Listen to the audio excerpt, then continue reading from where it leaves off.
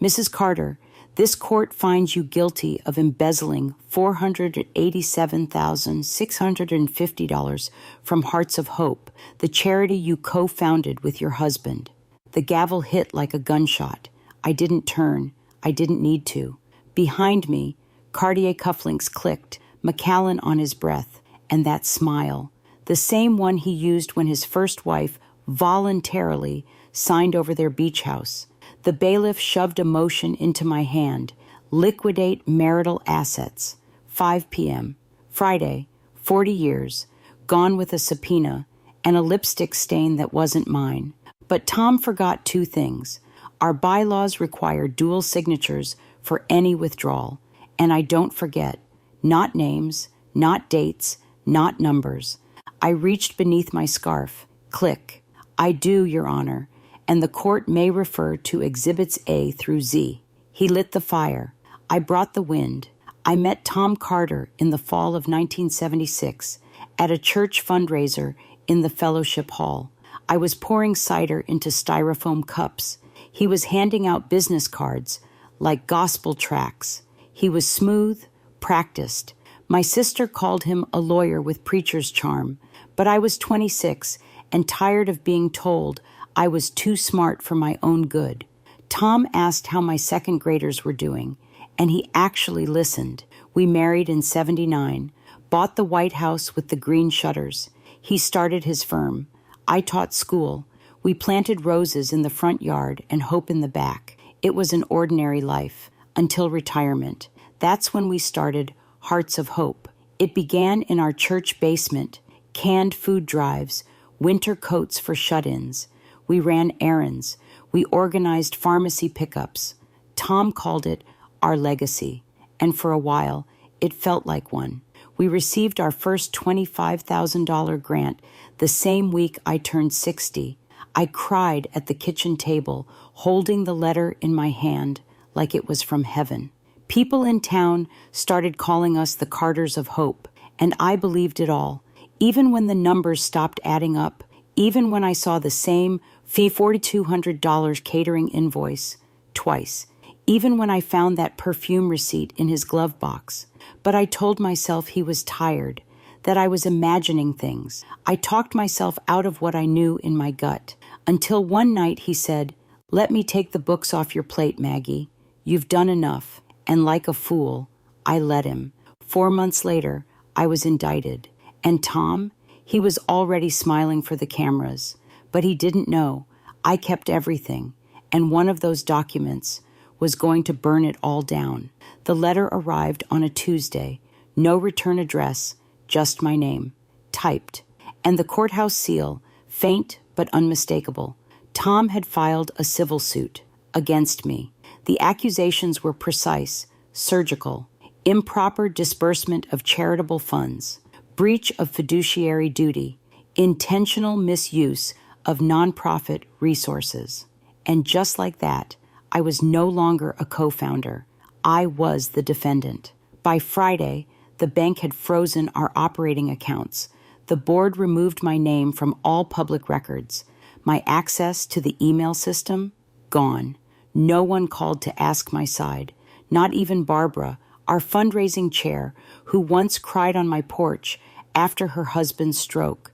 And Tom, he played it like a statesman, held a press conference in front of the community center, said it was heartbreaking that internal discrepancies had surfaced, said the matter was in the court's hands now. But the part that gutted me, the signatures on those withdrawal slips, they were mine, or close enough to pass. He had waited, calculated, until my name was just paperwork, until my trust became his alibi. Because 4 months earlier, when he offered to take the books off my plate, he'd slipped a document in between the monthly reports, a power of attorney, signed, dated, notarized, only I never signed it, not with that pen, not on that date. But there it was, filed, legal, and weaponized. And as the judge reviewed the motion, Tom leaned over to whisper something to his lawyer. They both smiled, like they'd already won. but they hadn't seen what was buried in the old lockbox in my bedroom closet. Not yet. The article hit the front page of the local paper 2 days later. Community leader accused of embezzling $500,000 from charity. My photo was beside the headline, one from the gala last spring, smiling beside the mayor, wearing the navy dress I bought for our 40th anniversary. The caption didn't mention the charity I built. It just read, Margaret Carter, under investigation. I stopped going to church, stopped opening the blinds. The neighbors used to wave when I watered the porch ferns. Now they crossed the street before I could say hello. Even my eldest granddaughter asked, Grandma, are you going to jail? That one cracked something in me I hadn't even realized was holding. The phone stopped ringing. No calls from the board. No messages from the volunteers I'd trained for years. Barbara blocked me on Facebook. So did 3 other women from the garden club. And Tom, he thrived in the silence. He told the papers he was letting the justice system do its job. Meanwhile, he moved his things into the guest house, started driving a new Lexus, still used the foundation's logo on his email signature. I sat in my kitchen for hours, replaying every board meeting, every check I ever wrote. Every late night I stayed up organizing pantry shelves and donation drives while he managed the books. And still, even through the shame, the numbness, the isolation, I knew something didn't add up. The signatures, the dates, the way that document appeared out of nowhere. So one night, I opened the lockbox, the one behind the loose panel in my closet wall, and tucked between the old tax folders was a copy of a trust agreement Tom forgot I had signed. Only in that one, he didn't forge my name. I hadn't opened that lockbox in years. It still smelled faintly of cedar and old printer ink. Inside, tax returns, birth certificates, letters from my mother, and a folder I'd nearly forgotten. Labeled in Tom's handwriting, Trust Agreement, April 12th, 1992. It was the original, the one we signed when we first established Hearts of Hope as a private trust, long before it became a full nonprofit. I remember that day like it was stitched into my bones. Tom brought me tea in a chipped mug, said this will protect us no matter what happens. We signed it together, page by page, at the kitchen table. But something about this version felt different. The notary signature was crisp, the stamp clean, and next to my name, no edits, no corrections, just my original signature, my pen, my date. So I pulled the new one from the court file, the one Tom submitted with his lawsuit. Same title, same trust name, same April 12th date, but different language, different clauses, and my signature, scanned, fuzzy at the edges, the kind of copy you get when you lift from something else. And suddenly, the pit in my stomach wasn't doubt anymore. It was evidence. Tom hadn't just used my trust. He'd rewritten it, quietly, cleanly, but not without leaving a fingerprint, because for all his planning, for all his charm and court polish, Tom forgot one thing. I still had the original. He must have assumed I tossed it, or that I wouldn't remember what Article 6 used to say, but I did, and in my version, Article 6 stated, all disbursements over $10,000 require dual consent from both founders. His version? Scratch that out, and that changed everything. I didn't cry. I didn't scream. I just sat there, holding both copies side by side, and whispered, you should have shredded this one too, Tom, because now I had more than memory. I had proof. Once I knew what I was looking for, everything else came into focus. The trust wasn't the only thing Tom had edited.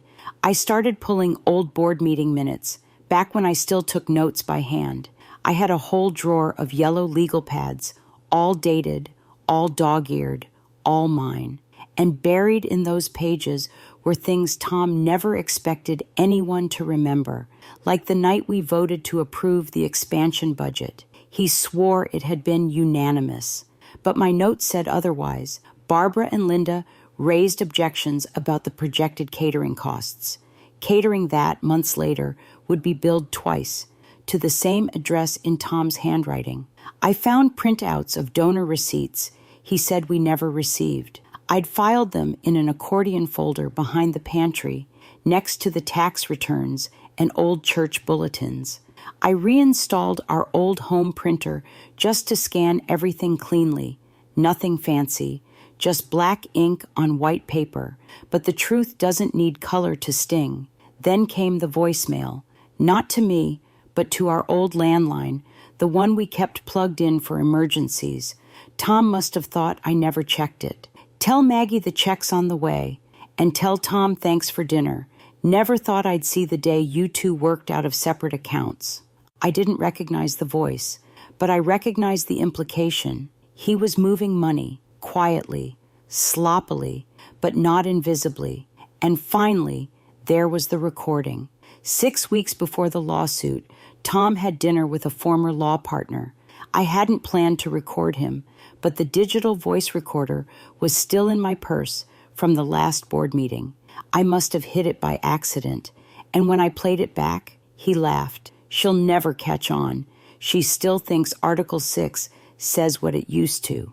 I labeled the file Exhibit A, because now I wasn't just his wife, I was his plaintiff. I didn't go to the courthouse with anger.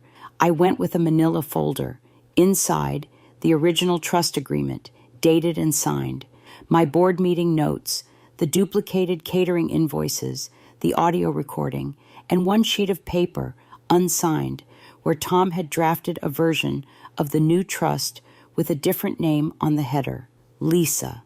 Same Lisa who once claimed to be our volunteer coordinator, though I never saw her at a single food drive. The clerk looked at me like I was lost. I looked like someone's grandmother, clutching an old purse and a legal pad. But I had never been clearer in my life. I filed a motion to countersue. Forgery, misappropriation of funds, financial abuse of a spouse. The woman behind the glass didn't blink. She stamped it with the kind of indifference I found oddly comforting. By Thursday, I had a new lawyer. He specialized in elder financial exploitation. He called my case the cleanest dirty trick he'd ever seen. I gave him everything. And then I called the one reporter who had once interviewed me for a piece on Hearts of Hope back when we'd hit our 10-year mark. She answered on the second ring. Margaret, I read the story. I didn't believe it. She didn't just listen. She investigated. And the article she published, Charity Scandal Takes Legal Turn as Founder Files Countersuit, changed everything. Suddenly, the phone started ringing again. Barbara messaged me. So did Linda. And the garden club unblocked me. But Tom? He stayed quiet. No press conference, no statement. He must have thought I'd stop with one article, that I just wanted my name cleared. But I didn't want my name. I wanted accountability. Because sometimes you don't fight for your reputation. You fight to remind people what truth sounds like. And sometimes truth arrives wearing heels and holding Exhibit A. The courtroom smelled like old paper and lemon floor polish. I wore the same navy dress from that gala photo, not out of vanity, out of principle.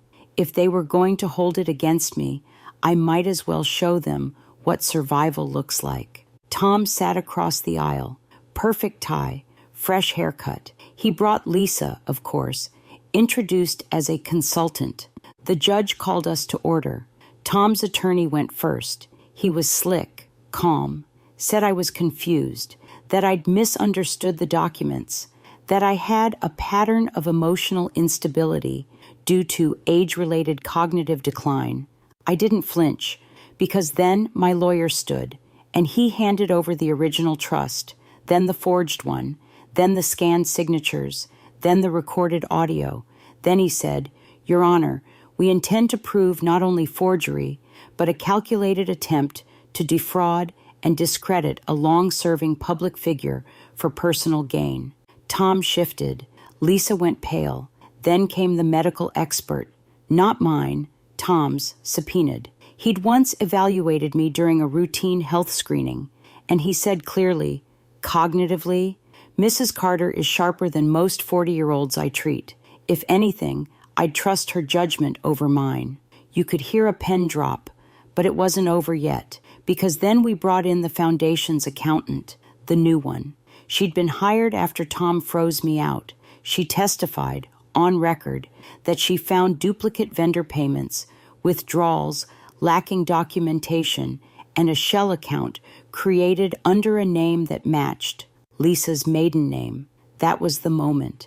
Tom stopped writing notes. He just stared at the table, and the judge leaned forward. Mrs. Carter, do you wish to make a final statement? I stood. Your Honor, I'm not here to reclaim a title or clear a name. I'm here to protect something I built for the people who still need it. The lies were personal, but the damage, that was public. The courtroom didn't clap, but they didn't need to. Tom didn't look up once after that, because justice, when it lands softly, still echoes through everything. The judge didn't raise his voice. He didn't bang the gavel. He just looked down over his glasses and said, "This court finds insufficient evidence to support Mr. Carter's claims of financial misconduct and compelling evidence of willful misrepresentation, document falsification, and financial exploitation." The room held its breath. Mr. Carter's claims are hereby dismissed. Full control of the Hearts of Hope Foundation is restored to Mrs. Margaret Carter. Damages to be assessed separately. I didn't smile.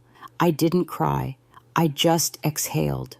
Tom never looked up, not when the judge spoke, not when the clerk gathered the exhibits, not even when Lisa stood to leave.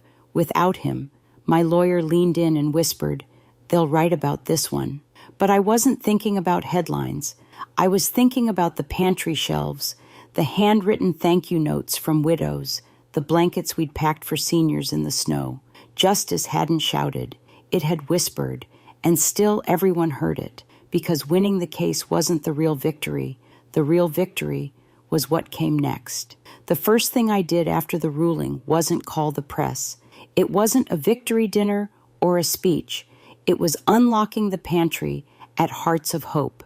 I stood there for a moment, between shelves of donated pasta and dented soup cans, and let myself breathe.